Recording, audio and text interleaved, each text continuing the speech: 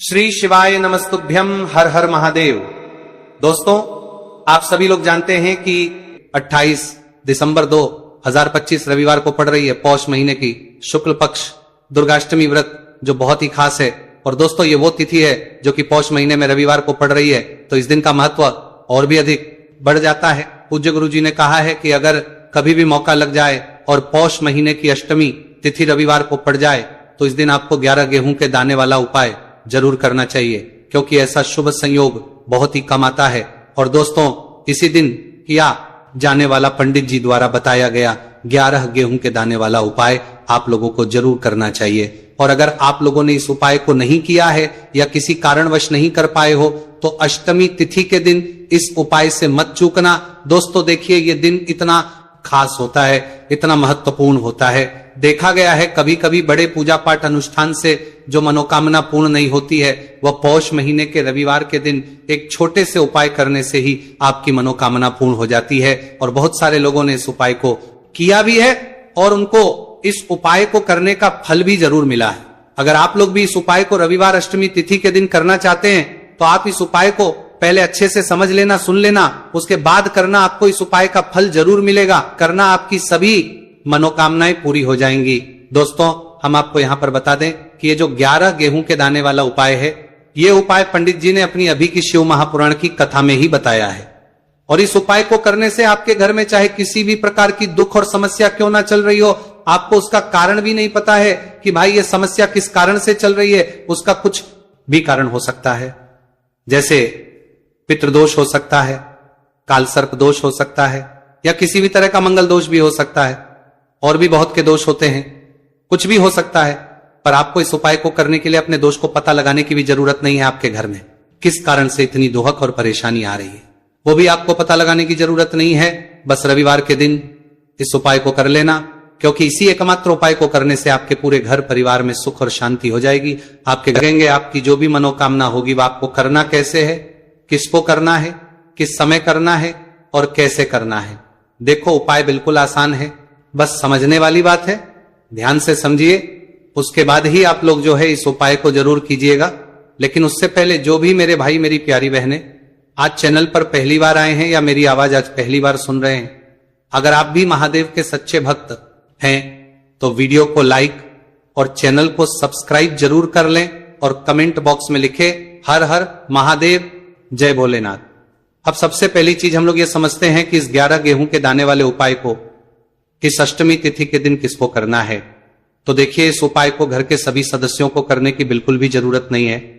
घर में से कोई एक मुख्य बड़ा सदस्य ही इस उपाय को करेगा तो उस घर परिवार के सभी सदस्यों को इस उपाय को करने का फल मिल पर वो बड़ा सदस्य कौन होगा, कौन व्यक्ति इस उपाय को करेगा।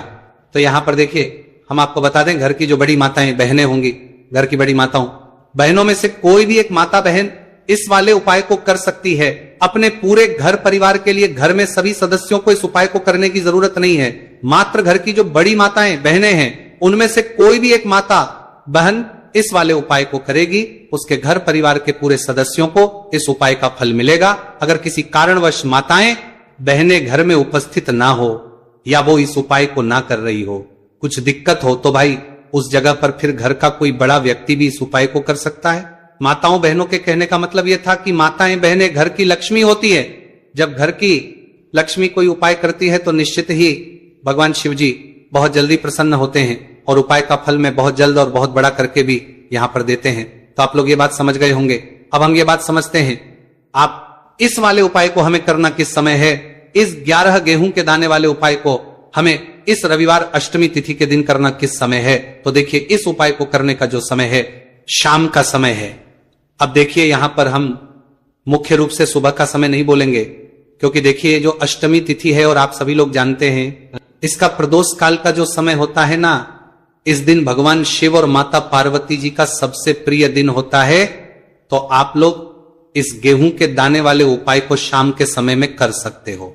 और देखो, अगर सुबह करोगे तो आप 8 बजे से 11 बजे के मध्य इस उपाय को कर सकते हो। और देखो, अगर शाम के समय कर रहे हो तो इस दिन जरूर शाम के समय का ध्यान रखना कि रात के 6 बजे से लेकर 7 बजे के बीच में अगर आप इस उपाय को कर सकते हो तो बिल्कुल कर लेना।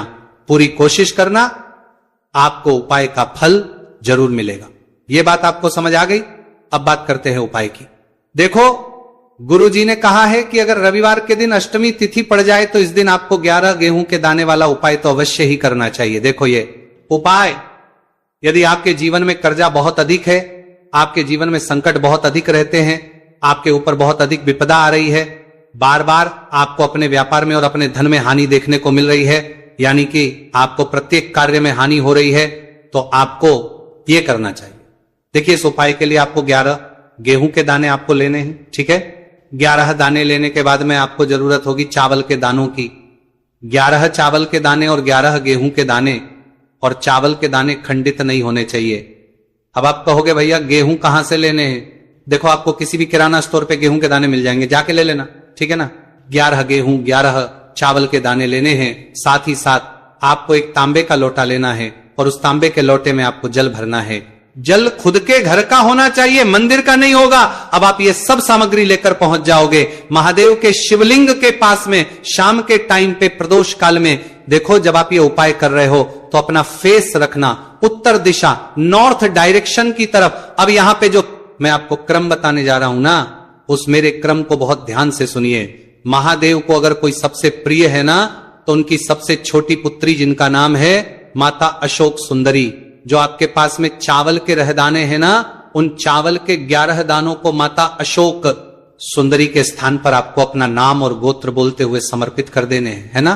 चावल के दानों को रखने के बाद में जो आपके पास में तांबे का लोटा है ना, उस तांबे के लोटे को कहीं पे भी हम जल नहीं चढ़ेंगे। सिर्फ और सिर्फ माता पार्वती का जो हस्त कमल आपको दिख रहा है, यहीं पे गोल गोल आपको समर्पित करना है, उसी जल को, और कहीं नहीं।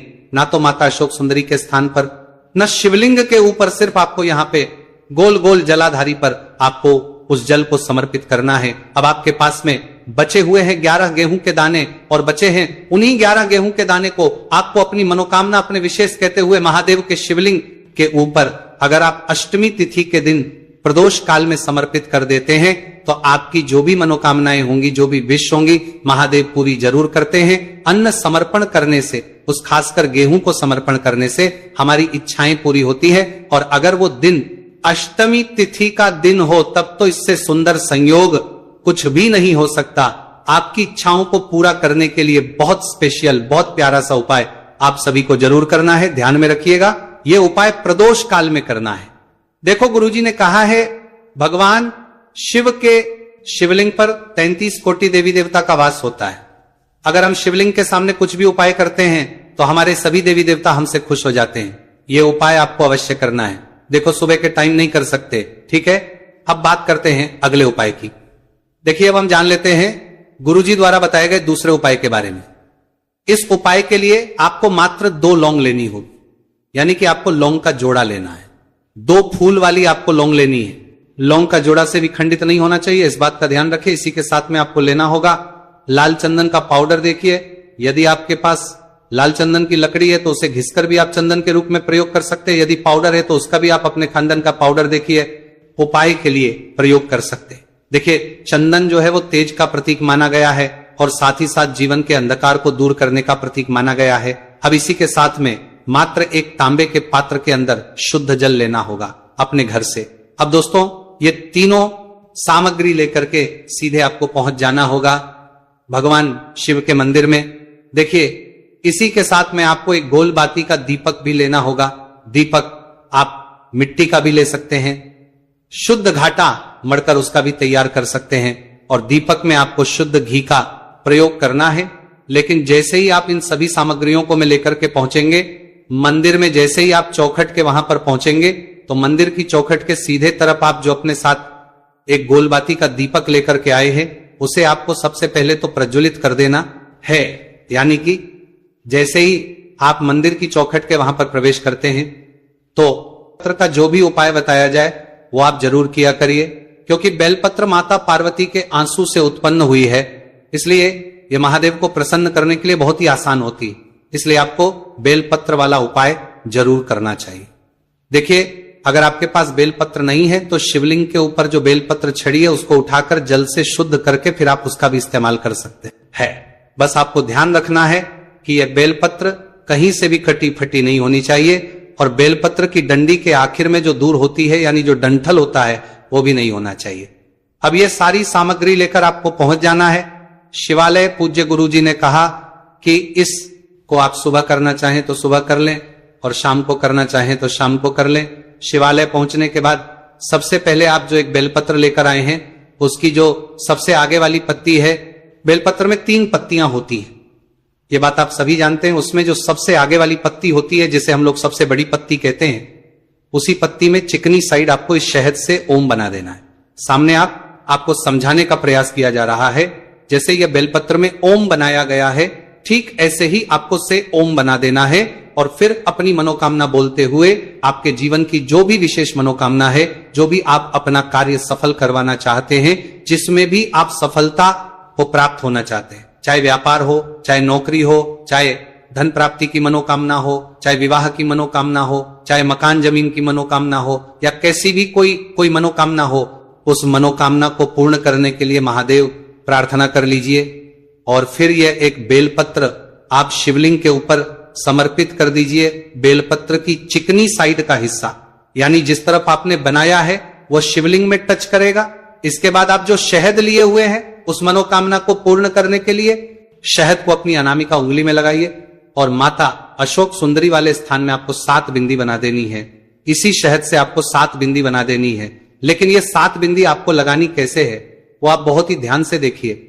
जो शिव पिंडी होती है उस तरफ से आपको लगाते हुए नीचे की तरफ आना है यानी जलाधारी की तरफ आना है। ऊपर से नीचे की तरफ आपको ये 7 बिंदी लगानी है। आपको 7 बिंदी बना देनी है और माता अशोक सुंदरी से फिर से प्रार्थना कर लेनी है। इसके बाद सबसे आखिर में आपके पास जो एक लोटा जल है उस जल को आप धीरे धीरे शिवलिंग के ऊपर समर्पित करते जाइए और लगातार ओम नम शिवाय मंत्र का स्मरण करते जाइए।